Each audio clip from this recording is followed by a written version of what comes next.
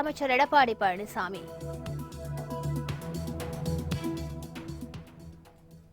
மன்னார்குடியில் இருந்து ஜோத்பூருக்கு செல்லும் எக்ஸ்பிரஸ் ரயிலின் தரம் உயர்வு, அதிநவீன வசதிகளோடு சீரமைக்கப்பட்டுள்ளதால் பயணிகள் உற்சாகம்.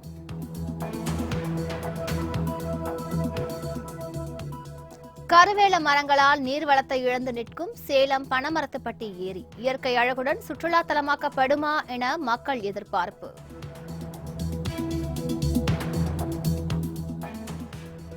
விருத்தாச்சலம் அருகே நீரின்றி காணப்படும் விவசாய நிலங்கள், வறட்சி காரணமாக வயலுக்கு கழிவுநீரை பாய்ச்சும் அவல நிலை.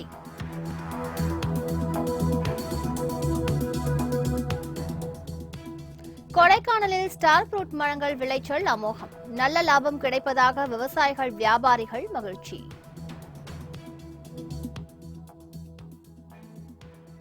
இனி விரிவான செய்திகளை பார்க்கலாம். பாலக்கோடு அருகே 9 கோடி ரூபாய் செலவில் புதிதாக கட்டப்பட்டுள்ள எம்ஜிஆர் அரசு கலைக்கல்லூரியை முதலமைச்சர் எடப்பாடி பழனிசாமி காணொலி காட்சி மூலம் திறந்து வைத்தார்.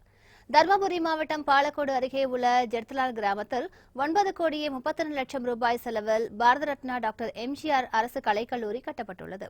இதனை முதலமைச்சர் எடப்பாடி பழனிசாமி காணொலி காட்சி மூலம் திறந்து வைத்தார். இதைத் தொடர்ந்து ஜெர்தலால் கிராமத்தில் புதிய கல்லூரி திறப்பு விழா மாவட்ட ஆட்சியர் மலர்விழி தலைமையில் நடைபெற்றது. இதில் அரசு அதிகாரிகள் உட்பட பொதுமக்கள் பலரும் பங்கேற்றனர். கோபிச்செட்டிப்பாளையம் அருகே அரசு பள்ளி மாணவர்கள் 500 பேருக்கு விலையில்லா மடிக்கணினியை எம்எல்ஏ ராஜா கிருஷ்ணன் வழங்கினார். ஈரோடு மாவட்டம் கோபிச்செட்டிப்பாளையம் அருகே உள்ள பொலவாக்காபாளையத்தும் அரசு மேல்நிலைப் பள்ளியில் தமிழக அரசின் விலையில்லா மடிக்கணினிகள் வழங்கும் விழா நடைபெற்றது. இந்த விழாவிற்கு மாவட்ட ஆட்சியர் கதிரவன் தலைமை வகித்தார். இதில் அந்தியூர் எம்எல்ஏ ராஜா கிருஷ்ணன் கலந்து கொண்டு 500க்கும் மேற்பட்ட மாணவ மாணவிகள் விலையில்லா மடிக்கணினிகளை வழங்கினார். இதில் பள்ளி மாணவ மாணவிகள் உட்பட ஏராளமானவர்கள் கலந்து கொண்டு பயனடைந்தனர். மயிலம் அருகே தீ விபத்துக்குள்ளான வீட்டின் உரிமையாளரை எம்எல்ஏ மாசிலாமணி நேரில் சந்தித்து ஆறுதல் கூறினார். விழுப்புரம் மாவட்டம் மயிலம் அருகே பெரமண்டூர் கிராமத்தில் ஆல்பர்ட் என்பவருடைய வீட்டு குடிசையில் எதிர்பாராத விதமாக தீ விபத்து ஏற்பட்டது. கூரை வீடு என்பதால் மலமளவென எரிய ஆரம்பித்தது. இதில் வீட்டில் இருந்த பொருட்கள் அனைத்தும் தீயில் கருகி சேதமடைந்தன.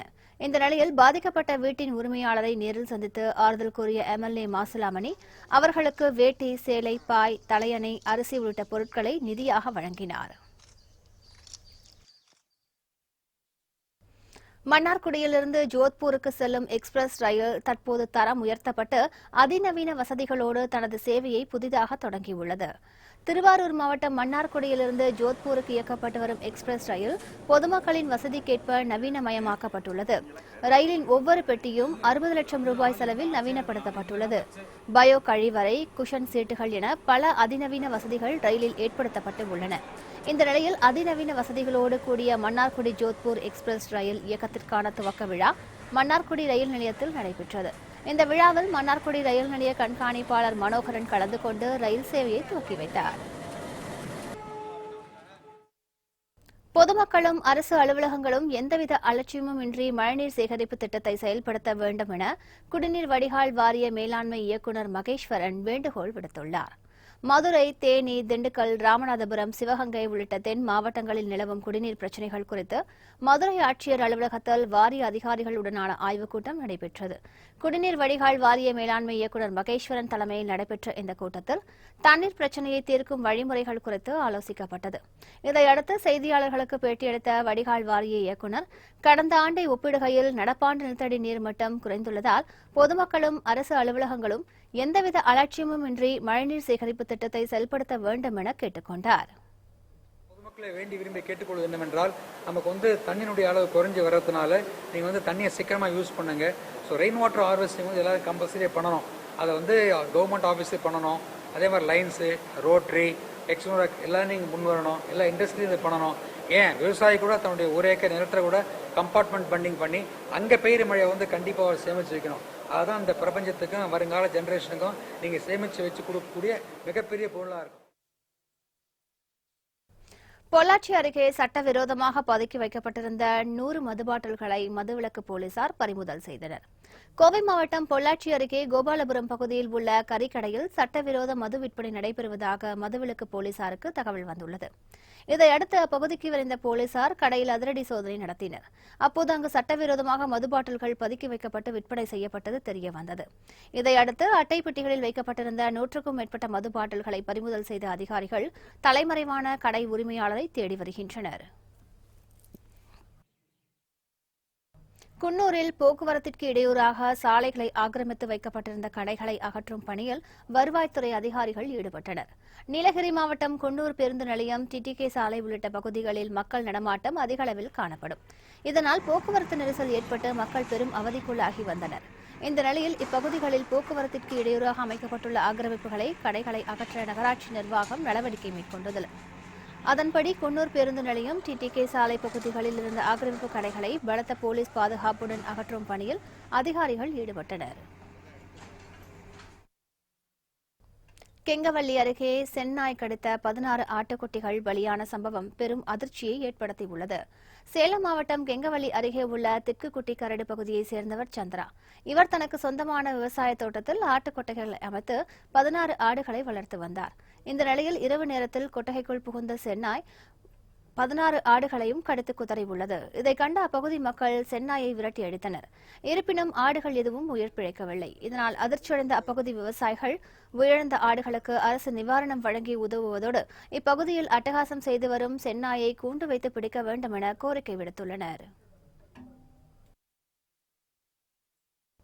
கரவேல மரங்களால் நீர்வளத்தை இழந்து நிற்கும் சேலம் பனமரத்துப்பட்டி ஏரி அதன் இயற்கை அழகை மீண்டும் பெறும் வகையில் சுற்றுலா தலமாக மாற்றப்படுமா என்பது குறித்த ஒரு சிறப்பு செய்தி தொகுப்பினை தற்போது பார்க்கலாம்.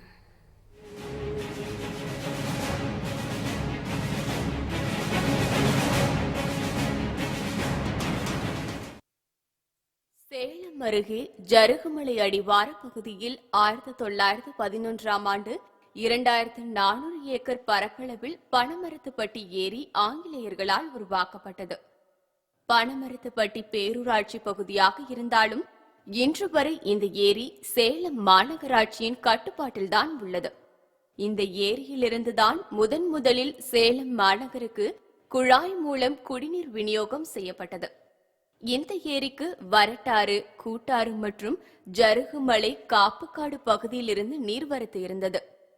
ஆனால் பல தடுப்பணைகள் கட்டப்பட்டதாலும் மழையின்மை காரணமாகவும் ஏரியில் தண்ணீர் வற்ற தொடங்கியது.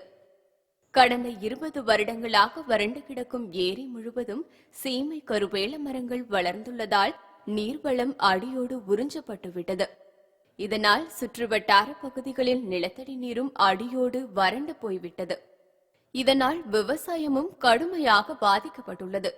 இதுகுறித்து அப்பகுதி விவசாயிகள் கூறுகையில், பனமரத்துப்பட்டி ஏரியின் நீர்ப்பாசனத்தை நம்பிதான் இந்த பகுதியில் ஆயிரக்கணக்கான ஏக்கர் விளைநிலங்கள் உள்ளதாகவும், தண்ணீர் இல்லாததால் ஏரியின் சுற்றுவட்டார பகுதிகளில் அமைந்துள்ள கிணறுகள் அனைத்தும் வறண்டு விட்டதாகவும் தெரிவித்தனர். இன்னைக்கு பனமரத்துப்பட்டி ஏரியிலிருந்து ஒரு பொட்டு நீர் கூட யாருக்கும் குடிக்கிறதுக்கு பயன்படுத்த முடியாது. காரணம் என்னன்னு சொன்னா, அந்த ஏரிக்கு வரக்கூடிய நீர் வழித்தடம் எல்லாம் இன்னைக்கு தடுப்பணை வச்சு அடைச்சிட்டாங்க. வனத்துறை ஏராளமான தடுப்பணை வச்சு அடைச்சிருக்கிறாங்க. இப்போ அடைச்சதனுடைய விளைவு என்னன்னு சொன்னா, ஒரு பொட்டு நீர் கூட அந்த பனமரத்துப்பட்டி ஏரிக்கு வரல. கிட்டத்தட்ட ஒரு 2400க்கும் மேற்பட்ட ஏக்கர் பரப்பளவு கொண்ட அந்த ஏரி. இன்னைக்கு அந்த ஏரியில ஏற்கனவே கருவேல மரம் அதிகமாக வளர்ந்து பயன்பட்டு கிடந்தது. மேலும் பனமரத்துப்பட்டி ஏரியை தூர்வாரவும், நீர்வரத்து பகுதிகளில் உள்ள ஆக்கிரமிப்புகளை அகற்றவும் அதிகாரிகள் நடவடிக்கை எடுக்க வேண்டும் என வேண்டுகோள் விடுக்கின்றனர். மேலும் மேட்டூர் அணை நிரம்பும் போது அதிலிருந்து வெளியேற்றப்படும் உபரி நீரை பனமரத்துப்பட்டி ஏரியில் விட்டால் பல ஏக்கர் விவசாய நிலம் பாசன வசதி பெறும். இதன் மூலம் அதனை சுற்றியுள்ள ஏரிகளும் நிரம்பும் என தெரிவிக்கும் விவசாயிகள் இந்த திட்டத்தை விரைந்து நிறைவேற்ற நடவடிக்கை எடுக்க வேண்டும் என்று தெரிவிக்கின்றனர். 10 வருஷத்துக்கு மேலாவது ஏரி காஞ்ச, அது மறுபடியும் அது இதுன்னு தான் சொல்றாங்க. பூரா அது பண்றேன், இது பண்றாங்க, பூங்கா அமைக்கிறேன்னு ஒன்றும் செஞ்ச மாதிரி இல்லை. ஒரு மரமா இருந்து நீ 10 மரம் ஆயிடுச்சு. ஒவ்வொரு இடத்துலையும் பூரா புதையா தான் இருக்குது. மாடுகன்னு கூட மேய்க்க வாய்ப்பு இல்லை. அதெல்லாம் விவசாயம் பூராமே தண்ணி பூரா பாதிப்பு அதிகம் ஆகி போச்சு. ஏரியில் தண்ணி இருந்தால் விவசாயம் எது நல்லா இருக்கும். தண்ணி ஏரியில் எப்போ குறைஞ்சது ஒரு வருஷம் நின்னா ஒரு 3 வருஷம் 4 வருஷத்துக்கு வடியாது. அப்படியே மழை பெஞ்சுக்கும் வந்துக்கும். இப்போ ஒரு 10 வருஷமா ஆகி போச்சு ஏரி காஞ்ச. மேலும் இது குறித்து சேலம் மாநகராட்சி அதிகாரிகள் கூறுகையில், பனமரத்துப்பட்டி ஏரியில் வளர்ந்துள்ள சீமை கருவேல மரங்களை அகற்றும் பணிகள் முடிவடைந்ததும் சுற்றுலா தலமாக்க முடிவு செய்யப்பட்டுள்ளதாகவும் இதற்காக நகர்ப்புற வளர்ச்சி நிதியகத்தின் மூலம் 35 கோடி கேட்கப்பட்டுள்ளதாகவும் அதன் மூலம் ஏரியில் உணவகங்கள், படகு சவாரி, மீன் காட்சியகம் உள்ளிட்ட பொழுதுபோக்கு அம்சங்களுடன் கூடிய சுற்றுலா தலமாக்கப்படும். இதற்கான நிதியை எதிர்பார்த்து காத்திருப்பதாகவும் தெரிவிக்கின்றனர். இதுகுறித்து மாநில அரசு உரிய நடவடிக்கைகளை விரைந்து எடுக்க வேண்டும் என்பதே பொதுமக்கள் மற்றும் சமூக ஆர்வலர்களின் கோரிக்கையாக உள்ளது.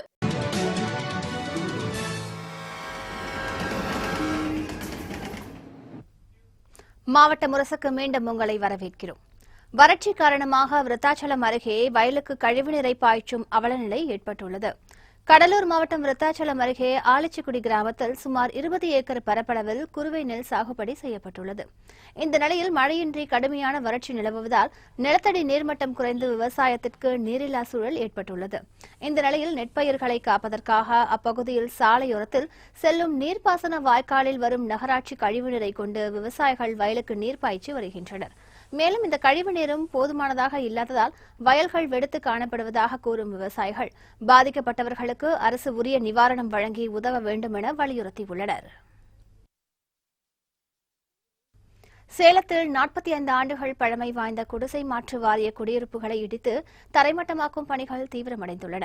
சேலத்தில் கடந்த 45 வருடங்களுக்கு முன்பு குடிசை மாற்று வாரியம் சார்பில் அடுக்குமாடி குடியிருப்புகள் கட்டப்பட்டு மக்கள் அதில் குடியமர்த்தப்பட்டனர். கட்டடங்கள் கட்டப்பட்டு பல வருடங்கள் ஆனதால் ஆங்காங்கே இடிந்து விழும் நிலை ஏற்பட்டுள்ளது. இந்த நிலையில் பொதுமக்களின் கோரிக்கையை ஏற்று சேலம் அன்னதானப்பட்டி கருவாட்டு மண்டி பகுதியில் உள்ள 120க்கும் அதிகமான குடியிருப்புகளை அகற்றும் பணியை குடிசை மாற்று வாரியம் தீவிரப்படுத்தியுள்ளது. குடியிருப்புகள் அனைத்தும் 1 மாதத்திற்குள் இடிக்கப்பட்டு அதே இடத்தில் புதிய குடியிருப்பு கட்டித்தரப்படும் என அதிகாரிகள் தெரிவித்துள்ளனர்.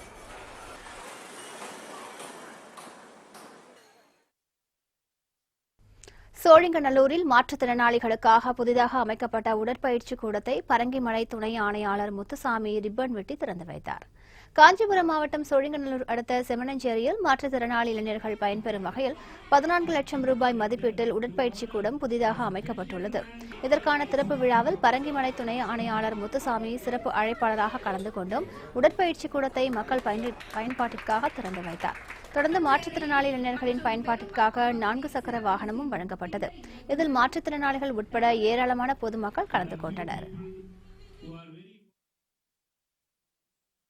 கும்பகோணம் படைவெட்டி மாரியம்மன் கோவில் பூச்சொரிதல் விழாவில் நூற்றுக்கணக்கான பெண்கள் வண்ண மலர்களை ஊர்வலமாக எடுத்து வந்து நேர்த்திக்கடன் செலுத்தினர். தஞ்சை மாவட்டம் கும்பகோணத்தில் 200 ஆண்டுகள் பழமை வாய்ந்த படைவெட்டி மாரியம்மன் கோவில் அமைந்துள்ளது. இக்கோவிலில் வசந்த உற்சவத்தின் முக்கிய நிகழ்வான பூச்சொரிதல் விழா வெகு சிறப்பாக நடைபெற்றது. இதையொட்டி விரதமிருந்த நூற்றுக்கணக்கான பெண்கள் பல வண்ண மலர்களை ஊர்வலமாக எடுத்து வந்து அம்பாளுக்கு வேண்டுதலை நிறைவேற்றினர். இதைத் தொடர்ந்து பக்தர்கள் கொண்டு வந்த மலர்களை கொண்டு அம்பாளுக்கு சிறப்பு அலங்காரம் செய்யப்பட்டது. இதில் ஏராளமான பக்தர்கள் கலந்து கொண்டு மாரியம்மனை தரிசனம் செய்தனர்.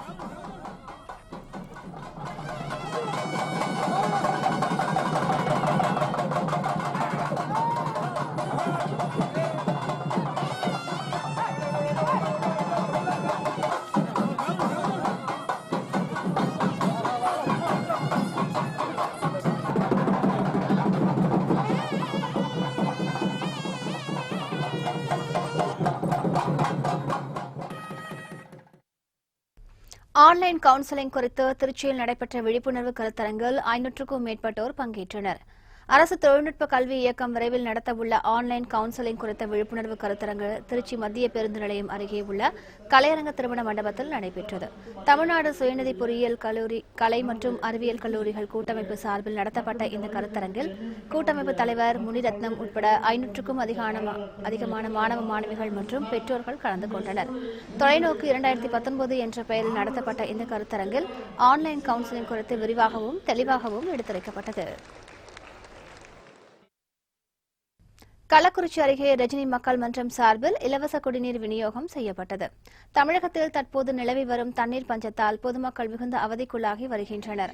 இந்த நிலையில் ரஜினி மக்கள் மன்றம் சார்பில் விழுப்புரம் மாவட்டத்தில் கடந்த 5 நாட்களாக இலவச குடிநீர் விநியோகம் செய்யப்பட்டு வருகிறது. இதனைத் தொடர்ந்து கள்ளக்குறிச்சி பகுதி மக்களுக்கு இலவச பிளாஸ்டிக் குடங்கள் வழங்கி குடிநீர் விநியோகம் செய்யப்பட்டது. இந்த நிகழ்ச்சியில் ரஜினி மக்கள் மன்றத்தின் செயலாளர் செந்தமிழ் செல்வன், நகர செயலாளர் பிரபு உள்ளிட்ட ரஜினி மக்கள் மன்ற நிர்வாகிகள் கலந்து கொண்டனர்.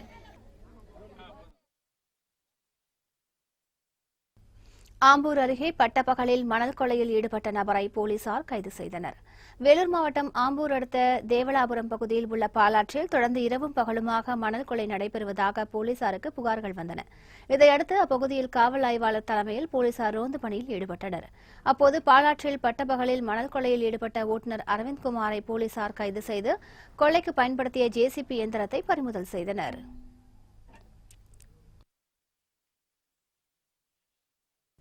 திருவெரும்பூர் அருகே 52 ஆண்டுகளுக்கு பிறகு கோலாகலமாக நடைபெற்ற அய்யனார் கோவில் தேரோட்டத்தை ஆயிரக்கணக்கான பக்தர்கள் பங்கேற்றனர். திருச்சி மாவட்டம் திருவெரும்பூர் அருகே உள்ள வேங்கூர் கிராமத்தில் பழமை வாய்ந்த அய்யனார் கோவில் அமைந்துள்ளது. இங்கு ஆணி திருவிழாவின் முக்கிய நிகழ்வான தேரோட்டம் வெகு சிறப்பாக நடைபெற்றது. இதையொட்டி அலங்கரிக்கப்பட்ட தேரில் எழுந்தருளிய சுவாமி தப்பாட்டம், முரசு உள்ளிட்ட மேள வாத்தியங்கள் ஒலிக்க நகரின் முக்கிய வீதிகளில் வலம் வந்து பக்தர்களுக்கு அருள்பாலித்தார். 54 ஆண்டுகளுக்கு பிறகு நடத்தப்பட்ட இந்த தேரோட்ட விழாவில் ஆயிரக்கணக்கான மக்கள் மிகுந்த மகிழ்ச்சியோடு பங்கேற்று அய்யனாரை தரிசனம் செய்தனர்.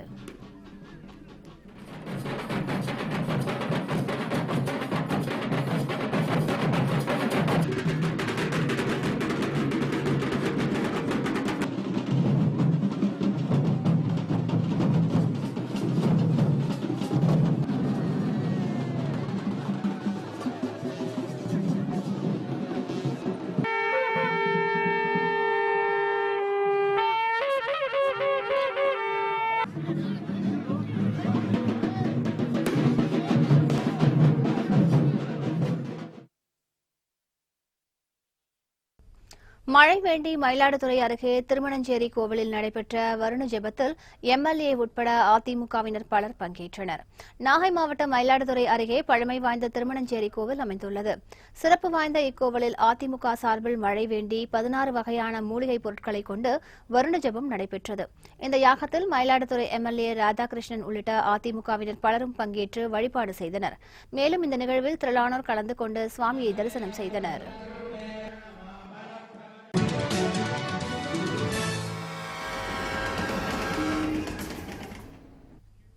மாவட்ட முரசுக்கு மீண்டும் உங்களை வரவேற்கிறோம். கொடைக்கானலில் அமோக விளைச்சலை கண்டுள்ள ஸ்டார் ஃப்ரூட் மரங்களால் நல்ல லாபம் கிடைப்பதாக விவசாயிகள் மகிழ்ச்சி தெரிவிக்கின்றனர். திண்டுக்கல் மாவட்டம் கொடைக்கானலில் உள்ள பேத்துப்பாறை, வடிவு கவுஞ்சி, அஞ்சிவீடு, தாண்டிக்குடி மலை கிராமங்களில் விவசாயம் பிரதான தொழிலாக இருந்து வருகிறது. இதிலும் காய்கறிகள் மட்டுமின்றி பிளம்ஸ், ஸ்டார் போன்ற பல வகையான பழ வகைகளும் முக்கிய பங்கு வகிக்கின்றன. அந்த வகையில் பிளம் சீசன் முடிவடைந்த நிலையில் தற்போது ஸ்டார் ஃப்ரூட் எனப்படும் விளம்பி பழம் அதிக அளவில் பயிரிடப்பட்டுள்ளது. வெளிநாடுகளில் அதிக அளவில் விளைவிக்கப்படும் இந்த ஸ்டார் ஃப்ரூட் தற்போது கொடைக்கானல் மலை கிராமங்களில் அமோக விளைச்சலை கண்டுள்ளது. நட்சத்திர வடிவில் பச்சை நிறத்தில் இருக்கும் இந்த பழத்திற்கு சுற்றுலா பயணிகளிடையே கிராக்கி அதிகம். அந்த வகையில் நல்ல விளைச்சலை கண்டுள்ளதால் அதற்கேற்றாற்போல லாபமும் கிடைப்பதாக விவசாயிகள் மகிழ்ச்சி தெரிவிக்கின்றனர்.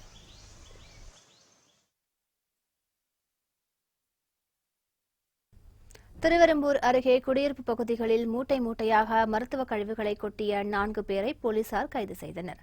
திருச்சி மாவட்டம் திருவெரும்பூர் அருகே பொன்மலை ரயில்வே பணிமனையில் வேலை பார்க்கும் ஊழியர்களான குடியிருப்புகள் உள்ளன. இங்கு தனியார் மருத்துவ கழிவுகள் மூட்டை மூட்டையாக கொட்டப்பட்டு வருகிறது. இது தொடர்பாக குடியிருப்பு வாசிகள் அளித்த புகாரின் பேரில் மருத்துவ கழிவுகளை கொட்டும் நபர்கள் குறித்து போலீசார் விசாரணை நடத்தி வந்தனர். இதில் திருச்சி மேல்கண்டாளக்கோட்டையைச் சேர்ந்த சக்திவேல், சொக்கலிங்கம், அசோகன், குணசீலன் ஆகிய 4 பேர் மருத்துவ கழிவுகளை கொட்டி வந்தது தெரியவந்தது. இதையடுத்து அவர்கள் 4 பேரையும் போலீசார் கைது செய்தனர். கோவை மாவட்டம் கருத்தம்பட்டி பகுதியில் வங்கியை உடைத்து கொள்ளை முயற்சியில் ஈடுபட்ட சம்பவம் அப்பகுதியில் பெரும் பரபரப்பை ஏற்படுத்தியது. கோவை மாவட்டம் கருத்தம்பட்டி பகுதியில் ஆந்திரா வங்கி செயல்பட்டு வருகிறது. இதையொட்டி ஏடிஎம் மையத்தில் மர்ம நபர்கள் கொள்ளையடிக்க முயன்றுள்ளனர். அப்போது இயந்திரங்கள் உள்ள அறையை துளையிட முடியாமல் திணறிய கொள்ளையர்கள் அங்கு பொருத்தப்பட்ட சிசிடிவி கேமராவை உடைத்து அதிலிருந்த ஹார்ட் டிஸ்கை எடுத்து சென்றுள்ளனர். இதுகுறித்து வங்கி மேலாளர் அளித்த புகாரின் பேரில் காவல்துறையினர் மர்ம நபர்களை தேடி வருகின்றனர்.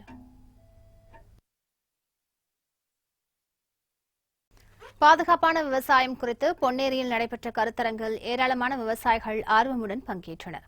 திருவள்ளூர் மாவட்டம் பொன்னேரி அருகே தனியார் விவசாய சேவை நிறுவனம் சார்பில் விவசாயிகளுக்கான விழிப்புணர்வு கருத்தரங்கம் நடைபெற்றது.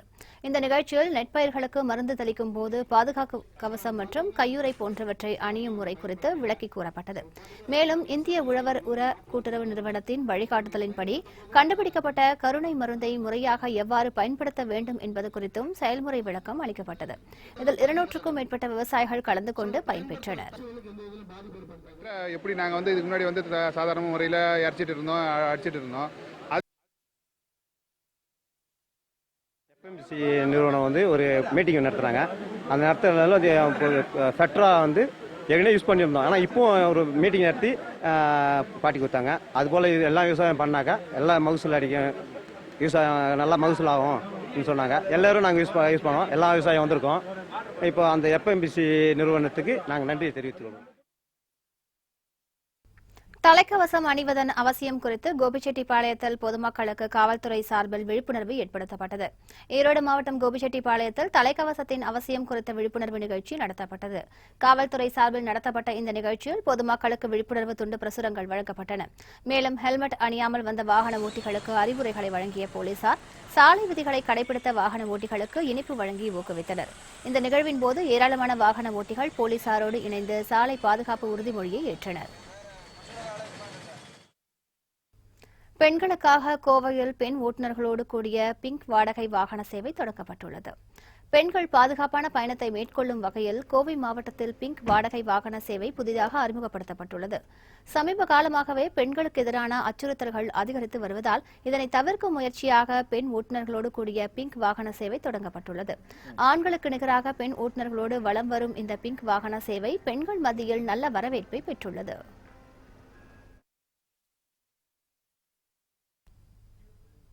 தலைக்கவசம் அணிவதன் அவசியம் குறித்து ஈரோட்டில் பொதுமக்களுக்கு காவல்துறை சார்பில் விழிப்புணர்வு ஏற்படுத்தப்பட்டது. ஈரோட்டில் தலைக்கவசத்தின் அவசியம் குறித்த விழிப்புணர்வு நிகழ்ச்சி நடத்தப்பட்டது. காவல்துறை சார்பில் நடத்தப்பட்ட இந்த நிகழ்ச்சியில் பொதுமக்களுக்கு விழிப்புணர்வு துண்டு பிரசுரங்கள் வழங்கப்பட்டன. மேலும் ஹெல்மெட் அணியாமல் வந்த வாகன ஓட்டிகளுக்கு அறிவுரைகளை வழங்கிய போலீசார் சாலை விதிகளை கடைபிடித்த வாகன ஓட்டிகளுக்கு பரிசுகள் வழங்கி ஊக்குவித்தனர். இந்த நிகழ்வின் போது ஏராளமான வாகன ஓட்டிகள் போலீசாரோடு இணைந்து சாலை பாதுகாப்பு உறுதிமொழியை ஏற்றனர்.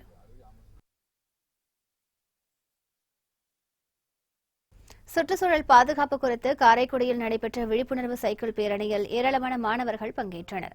சிவகங்கை மாவட்டம் காரைக்குடியில் என்சிசி மாணவர்கள் சார்பில் சுற்றுச்சூழல் பாதுகாப்பு குறித்து விழிப்புணர்வு சைக்கிள் பேரணி நடைபெற்றது.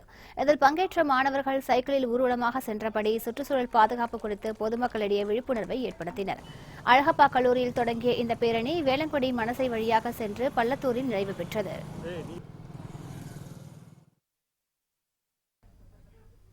திண்டிவனம் அருகே பிறந்து சில நாட்களே ஆன ஆண் குழந்தை ஒன்று பாதி எரிந்த நிலையில் கண்டெடுக்கப்பட்ட சம்பவம் பரபரப்பை ஏற்படுத்தியுள்ளது. திண்டிவனம் அடுத்த குருவமாப்பேட்டை பகுதியில் உள்ள ஏரிக்கரையில் பிறந்து சில நாட்களே ஆன ஆண் குழந்தை ஒன்று பாதி எரிந்த நிலையில் கிடந்துள்ளது. இதனை பார்த்த அப்பகுதி மக்கள் பிரம்மதேசம் காவல் நிலையத்திற்கு தகவல் கொடுத்தனர். தகவலறிந்து சம்பவ இடத்திற்கு விரைந்து வந்த போலீசார் உடலை மீட்டு பிரேத பரிசோதனைக்காக திண்டிவனம் அரசு மருத்துவமனைக்கு அனுப்பி வைத்தனர். இதுகுறித்து வழக்கு பதிவு செய்து தீவிர விசாரணை மேற்கொண்டு வருகின்றனர்.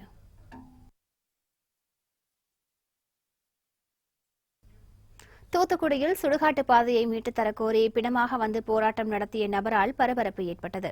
தூத்துக்குடி மாவட்ட ஆட்சியர் அலுவலகத்தில் மக்கள் குறைதீர் கூட்டம் வருவாய் அலுவலர் தலைமையில் நடைபெற்றது.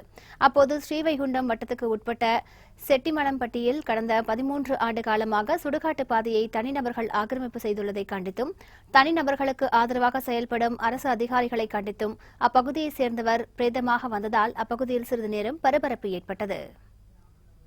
செட்டிமம்பட்டி பொதுமக்களுக்கு சுடுகாடு பாதையை தனிநபர்கள் கற்கொலையினர் போகக்கூடிய வழி எல்லாத்தையும் 13 வருஷ காலமாக தனிநபர்கள் ஆக்கிரமிச்சிருக்கால். நாங்கள் கொடுக்காத மனு இல்லை, நேரில் பார்க்காத அதிகாரிகள் கிடையாது. 2006 முதல் இன்று வரை நாங்கள் பார்த்துக்கிட்டு தான் இருக்கோம். அது எந்த அதிகாரியும் அலட்சியமாக இருக்காங்க. முதல் செட்டிலம்பட்டி டு பிராணங்குளம் பாதைக்கு மலர்வளையம் வச்சு ரவிக்குமார் சார் கலெக்டராக இருக்கும்போது செஞ்சோம். அவர் உடனே திறந்தாங்க. இப்போ அதிலிருந்து நாங்கள் போராட்டம் பண்ணிக்கிட்டு தான் இருக்கோம். கலெக்டரு எல்லாரையும் மாதம் பார்க்கோம், எந்த பயனுமே இல்லை. உடனடியாக எங்களுக்கு வழியை திறந்து அந்த செட்டிலம்பட்டி பாதையை 30 அடி பாதையாக திறந்த மாதிரி இந்த பாதையும் நல்ல கோயிலுக்கு போக, சுடுகாட்டுக்கு செட்டிலம்பட்டி பொதுமக்களுக்கு உள்ள சுடுகாட்டுக்கு போக, விவசாயம் பண்ணதுக்கு எல்லா வழியும் பண்ணதுக்கு கலெக்டர் அவர்களை கேட்டுக்கொள்கிறோம். கடலூர் மாவட்டத்தில் பொதுமக்கள் இடையூறாக உள்ள 3 மதுக்கடைகளை அகற்றக் கோரி இந்து மக்கள் கட்சியினர் மாவட்ட ஆட்சியர் அலுவலகத்தில் நடைபெற்ற மக்கள் குறைதீர்ப்பு கூட்டத்திற்கு மது பாட்டிலை மாலையாக அணிந்து வந்ததால் பரபரப்பு நிலவியது. அவர்களை காவல்துறையினர் அப்புறப்படுத்தியதால் வாக்குவாதம் ஏற்பட்டது. பல்லடம் அருகே மாசு கட்டுப்பாட்டு வாரிய அதிகாரிகளை கண்டித்து பொதுமக்கள் காத்திருப்பு போராட்டத்தில் ஈடுபட்டனர். திருப்பூர் மாவட்டம் பல்லடம் அருகே 50க்கும் மேற்பட்ட சாய சலவை தொழிற்சாலைகள் உள்ளன. இவற்றிலிருந்து வெளியேற்றப்படும் கழிவுநீர் அருகில் உள்ள குளம் குட்டை நீரோடு கலப்பதால் விவசாயம் பாதிக்கப்படுவதாகவும் பலவிதமான நோய்கள் ஏற்படுவதாகவும் இப்பகுதி மக்கள் புகார் தெரிவிக்கின்றனர். இதனிடையே சில தினங்களுக்கு முன்பு விவசாய கிணற்றில் சாயநீர் கலந்ததால் ஏராளமான மீன்கள் செத்து மிதந்தன. இதுகுறித்து பலமுறை மாசு கட்டுப்பாட்டு வாரியத்திற்கு தகவல் தெரிவித்தும் உரிய நடவடிக்கை எடுக்கவில்லை என கூறப்படுகிறது. மாசு கட்டுப்பாட்டு அதிகாரிகளை கண்டித்து அப்பகுதி மக்கள் காத்திருப்பு போராட்டத்தில் ஈடுபட்டனர். தகவலறிந்து வருவாய்த்துறையினர் மற்றும் அரசு அதிகாரிகள் மக்களிடம் பேச்சுவார்த்தை நடத்தினர். இதனை ஏற்காத மக்கள் தொடர் காத்திருப்பு போராட்டத்தில் ஈடுபட்டுள்ளனர்.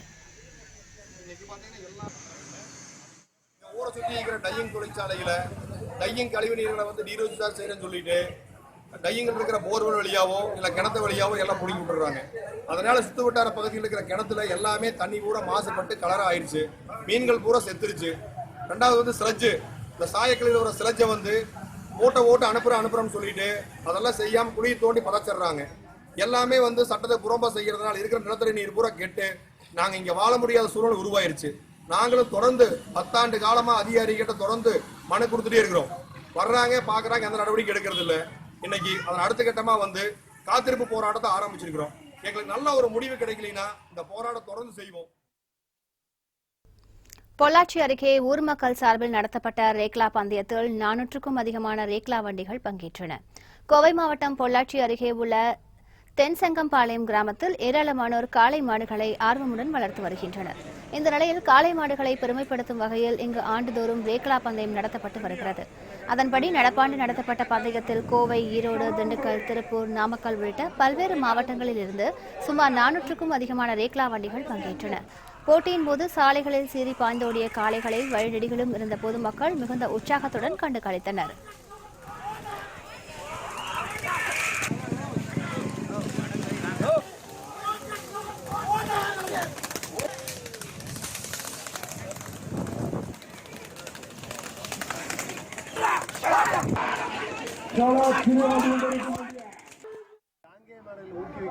பெரிய வாய்ப்பு இது ரேக்லா தான்.